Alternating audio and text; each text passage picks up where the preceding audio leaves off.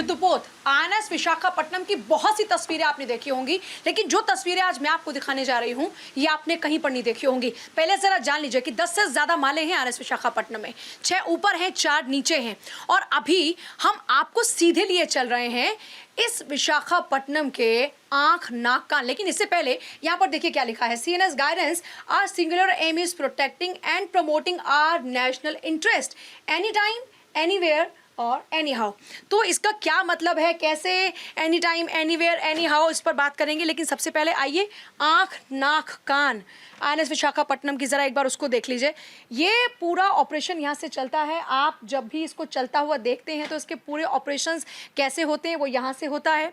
दुश्मन कहाँ से नज़र आ रहा है, उस पर कैसे नज़र रखी जाएगी, उसको कैसे मार गिराया जाएगा, ये सारा का सारा ऑपरेशन यहाँ से होता है। अब धीरे धीरे करके आपको इसके पूरे परफॉर्मेंस के बारे में बताते हैं कि किस किस तरीके से यहाँ पर क्या क्या काम होता है।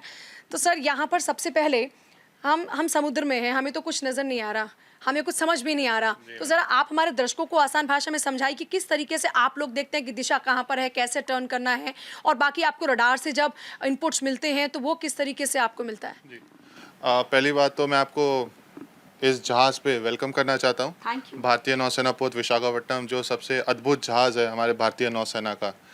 यहाँ पे आप जिस जगह पे आए हैं इसको हम ब्रिज कहते हैं, और इस जहाज़ का जो मार्गदर्शन अधिकारी वो मैं हूँ, लेफ्टिनेंट कर्नल अभिषेक। तो आप देख रहे हैं कि जब भी आप बाहर देखेंगे एक गाड़ी चलती है रोड पे, तो उसको रास्ता चाहिए होता है, किस रास्ते जाना है, किस जाना है, हर किसी का एक रूल होता है कि हमें फॉलो करना है। उस हिसाब से आप बाहर देखेंगे पानी है, हर जगह पानी है, पर ऐसा नहीं है कि पानी कहीं पे भी है तो जहाज़ वहाँ चला जाएगा। तो मार्गदर्शन जो एक चीज़ है वो एक कला भी है और एक वो विज्ञान भी है। तो आज आप देखेंगे कि हम जिस सेंचुरी में आ गए हैं, यहाँ पे इतना एडवांसमेंट हो चुका है कि जिस हिसाब से हर एक सिस्टम इलेक्ट्रॉनिकली हो रहा है, हर एक इनपुट हमें यहाँ पे मिलता है।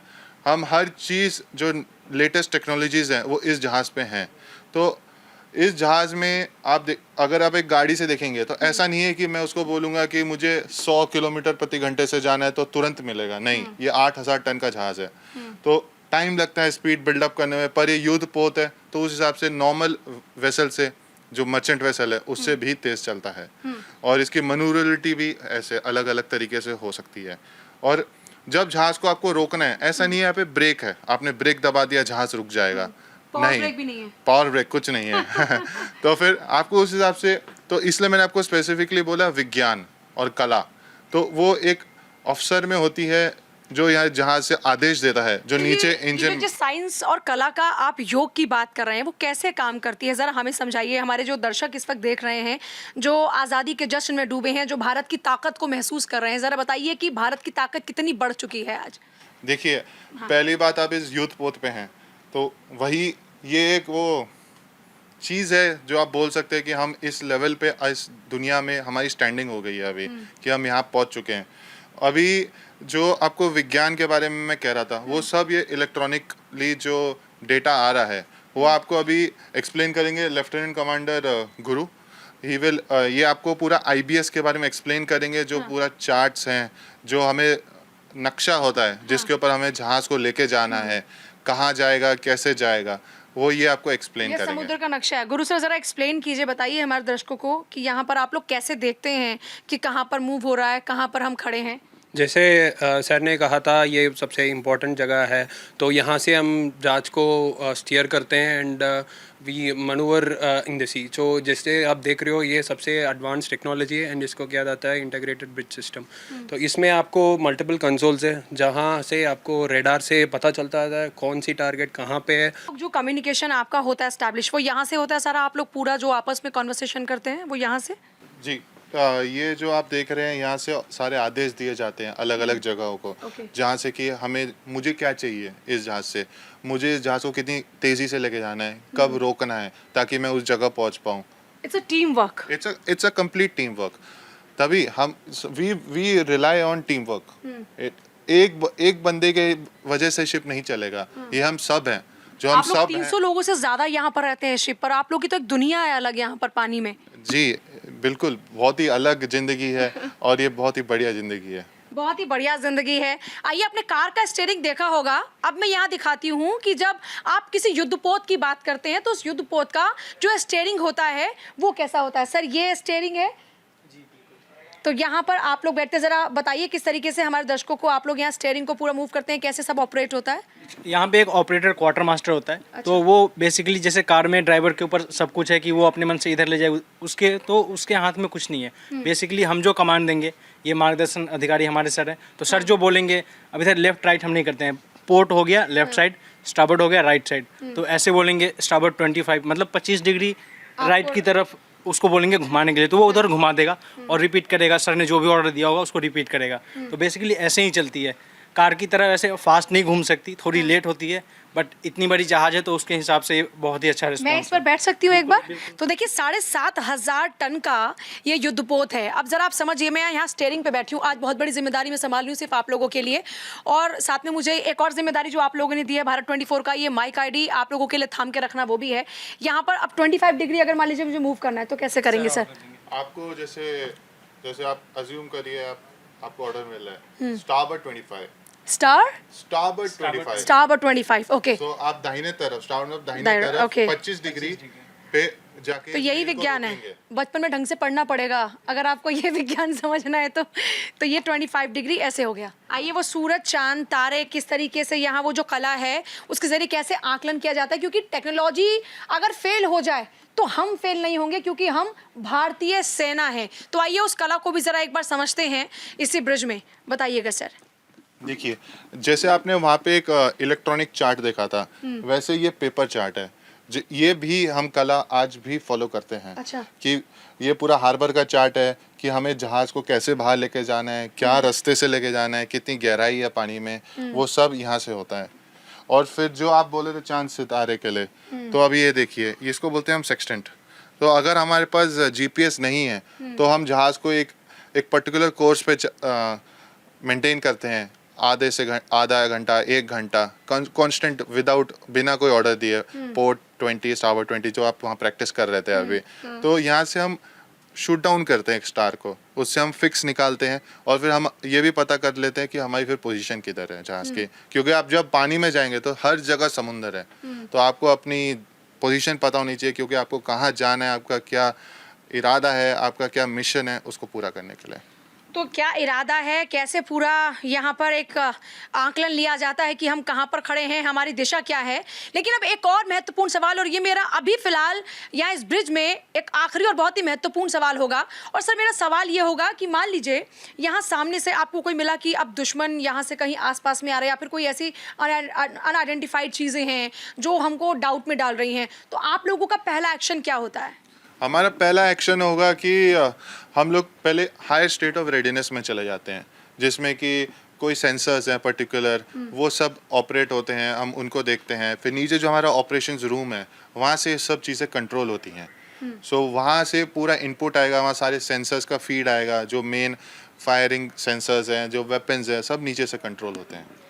तो देखिए किस तरीके से पूरा यहाँ काम होता है, कैसे ऑपरेशंस होते हैं, दुश्मन को कैसे धूल चटाई जाती है, कैसे मात दी जाती है, कैसे खुद को बचाया जाता है और कैसे दूसरों का साथ दिया जाता है।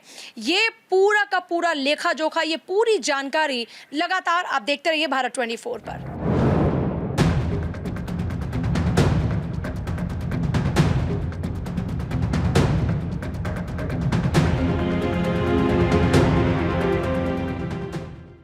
भारत 24 को एक तरफ जहां 2 साल पूरे हुए, तो वहीं दूसरी तरफ आज भारत 24 ने एक और मुकाम हासिल किया, ये तस्वीरें आप तक पहुंचाकर, और वो अंदर की तस्वीरें आप तक पहुंचाई जो शायद ही आपने आज तक देखी होंगी।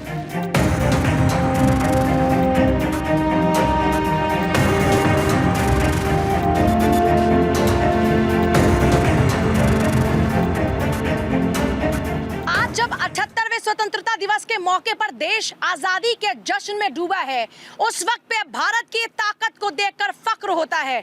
इस वक्त दुनिया के सबसे महाविध्वंसक युद्धपोत पर हम मौजूद हैं, और यह है वो रॉकेट लॉन्चर जिनसे दुश्मन के पसीने छूटते हैं। और यह रॉकेट लॉन्चर कैसे काम करता है, आइए इसी को लेकर बात करते हैं। सर, ये रॉकेट लॉन्चर दुश्मन को कैसे डरा देता है, ये हमारे इंडिजिनस रॉकेट लॉन्चर्स हैं और इनको जब ऑपरेट किया जाता है तो बेसिकली जो टारगेट का डेटा है उस पे ये इसको फायर किया जाता है एंड द सेम थिंग जैसे आप देख सकते हैं बाकी launchers most of our weapon systems are indigenised and as a navy भारतीय नौसेना we have come a long way in indigenization. So these rocket launchers are example of our Atmanirbharta and the course that we are going forward to. आत्मनिर्भरता का अनूठा उदाहरण ये INS Visakhapatnam भी है। लेकिन जब बात होती है इस महाविध्वंसक युद्धपोत की तो यहाँ पर आती है ब्रह्मोस मिसाइल, यहाँ पर आती है बराक मिसाइल। अब कैसे लॉन्च होती है ब्रह्मोस यहाँ से, आइए एक बार वो भी आपको बताते हैं, एक बार वो भी आपको दिखाते हैं। तो यहाँ से सीधे जब दुश्मन का अगर कभी भी हमला होता है तो ये ब्रह्मोस मिसाइल सीधे सीधे दुश्मन को नेस्तनाबूद कर देगी। तो देखिए जब आप समुद्र में होते हैं तो एक बड़ा चैलेंज होता है पायरेसी से निपटने के लिए। भारतीय नेवी अपनी तैयारी करती है, अभी तक कई ऑपरेशंस को लीड भी किया गया और उसमें सक्सेसफुल भी हुए हैं। तो इससे निपटने के लिए किस तरह से आप लोगों के पास इंतजामात हैं और किस तरह से अभी तक आपने काफ़ी सारे चैलेंजेस को फेस करते हुए अचीवमेंट्स हासिल किए हैं? पायरेसी ऑपरेशंस चैलेंजिंग है और उसमें it is a multi faceted operation. जैसे कि आपने देखा है हमारे कई सेंसर्स हैं, तो सेंसर्स से बहुत डेटा हमें मिलता है जिसको कंपाइल करके हमें एक डिसीजन लेना पड़ता है एंड इस डिसीजन बेसिकली हमारे डोमेन अवेयरनेस को बढ़ा रहा है एंड इस डिसीजन पे हम बेसिकली एक्शन लेते हैं कि अगर in case it is you know detrimental to our security, so we take necessary action to ensure that we basically achieve our national interests. So piracy is a challenge and Indian Navy आप जैसे पता है आपको कि we have been undertaking various operations to basically counter this threat, जिसमें जैसे मैंने बोला it is a multifaceted operation. अच्छा सर, नेवी ने हाल ही में कई ऑपरेशंस किए हैं और उसके बाद आप लोगों की हौसला अफजाई भी हुई, कई अप्रिसिएशन भी आप लोगों को मिले हैं। तो ये जब अप्रिसिएशंस आपको मिलते हैं इतने सारे चैलेंजेस को पार करके अचीवमेंट हासिल करने के बाद, तो कैसा आप लोग महसूस करते हैं? We are proud to serve the country and it is our job to ensure our national interests are always achieved anywhere, anytime, anyhow. आज भारत खुद अपने एयरक्राफ्ट तैयार करता है, भारतीय नेवी की ताकत बढ़ रही है, आत्मनिर्भरता की ओर हम आगे बढ़ रहे हैं। तो जब ये जश्न आज़ादी का माहौल है, इसमें ये आत्मनिर्भरता फ़ख्र महसूस कराती होगी। जैसे हम लोगों का एकदम सीना चौड़ा हो जाता है फ़ख्र के मारे, तो आप लोगों के साथ भी वैसा ही होता होगा? Yes, we are very proud. हर किसी को देश के लिए कुछ कर गुजरने के बारे में सोचना चाहिए और यही जज्बा जुनून आपको औरों से अलग बनाता है। भारतीय नेवी का आदर्श वाक्य है यशो लभस्वा, यानी कि ऐसे ही महिमा हासिल करो। तो भारत 24 और भारतवासी यही दुआ करते हैं कि भारतीय नेवी यूं ही नए नए आयाम स्थापित करे, नए नए मुकाम हासिल करे। जय हिंद। जय हिंद।